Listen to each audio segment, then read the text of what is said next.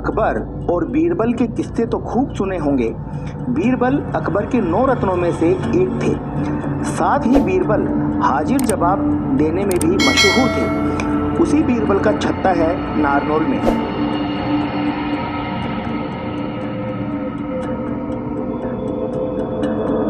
यह छत्ता राय बाल मुकुंद ने बनवाया था, पर इसे पूरी दुनिया में बीरबल के छत्ते के नाम से शोहरत मिली। बुजुर्गों ने बताया कि छत्ते का मतलब होता है घर। इस हिसाब से बीरबल के छत्ते का अर्थ हुआ बीरबल का घर। पानीपत की दूसरी लड़ाई में नारनौल की बागडोर अकबर के हाथों में आ गई थी। अकबर ने सम्राट हेमू को पकड़ने के लिए इनाम के तौर पर नारनौल को शाह कुली खान को सौंप दिया था। इसी दौरान राय बाल मुकुंद के छत्ते का निर्माण हुआ।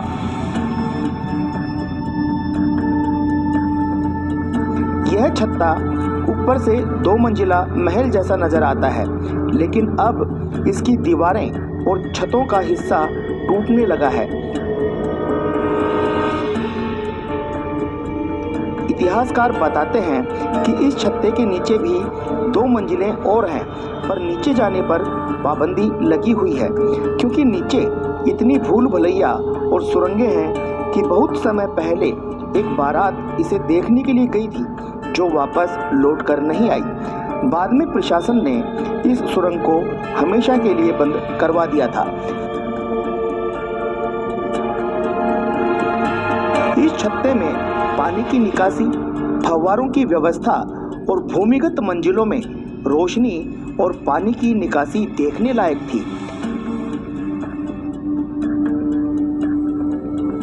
इस 5 मंजिला इमारत की बनावट वर्गाकार है।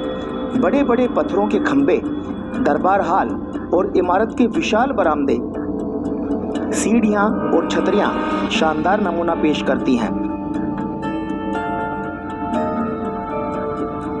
अकबर के जमाने में नारनौल में सिक्के बनाने की टकसाल भी हुआ करती थी, जिसका कामकाज देखने के लिए राजा टोडरमल भी यहाँ आते थे।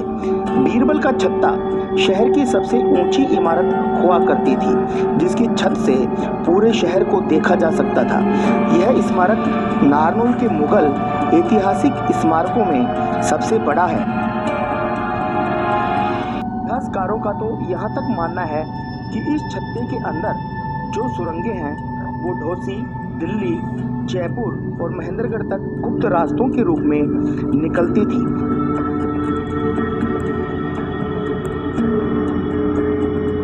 अगर प्रशासन ने इस इमारत की ओर ध्यान नहीं दिया तो यह छत्ता खंडहर में तब्दील हो जाएगा। इस छत्ते के सबसे ऊपर राजा का न्याय करने का भी स्थान हुआ करता था। यहीं से राजा प्रजा को संबोधित किया करते थे और शिकायतें भी सुनते थे। इस इमारत की चौड़ी चौड़ी दीवारें और संगमरमर के पत्थरों का काम लाजवाब था। नक्काशी इस खंडहर इमारत की भव्यता का प्रमाण आज भी छोड़ रही है। कई छतें टूटकर झूल भी रही हैं। उन छतों की धरण, कड़ियाँ, चौखट शाल की मजबूत लकड़ी की बनी हुई हैं।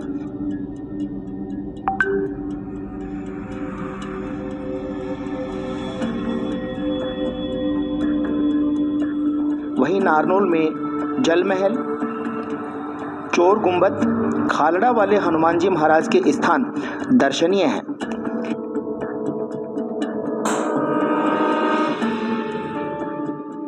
इस महल के हर कमरे की दीवारों पर छोटी छोटी अलमारियों को काटकर सजाया गया है।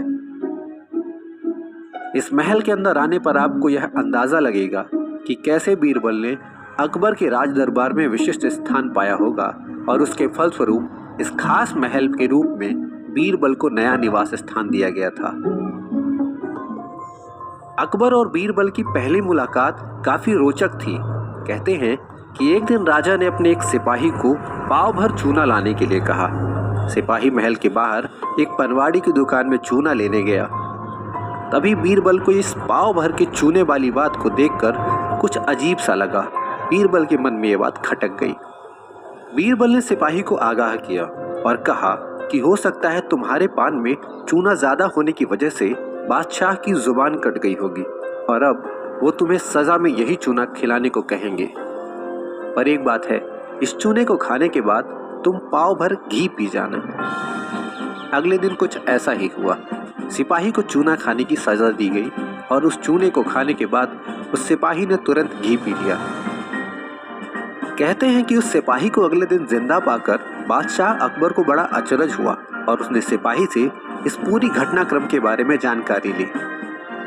बस फिर क्या था, बीरबल की बुद्धिमत्ता और तार्किक दूरदर्शिता से प्रभावित होकर अकबर ने उन्हें अपने दरबार पे बुलाया। कहते हैं कि इसके बाद बादशाह अकबर ने बीरबल को अपने खास मंत्रिमंडल और नवरत्नों में शामिल कर लिया। इस प्रकार अकबर और बीरबल की ऐतिहासिक जोड़ी बन गई, जो आज के समय में भी काफी प्रचलित है। अपनी विशेष बौद्धिकता के कारण बीरबल हमेशा ही अकबर के खासम खास नवरत्न रहे हैं और अपनी सुंदर विशेषता वाला यह बीरबल का महल इस बात को पूर्णतया सिद्ध करता है।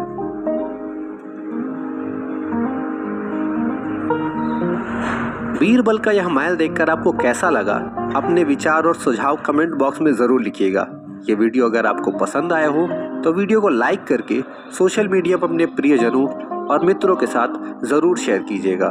द बंजारा मैन चैनल को सब्सक्राइब करके बेल आइकॉन को दबाइए ताकि भविष्य में आने वाली नई नई जगहों के वीडियो के नोटिफिकेशन आपको सही समय पर मिलते रहें। जल्दी मिलते हैं एक नई जगह और एक नए वीडियो के साथ।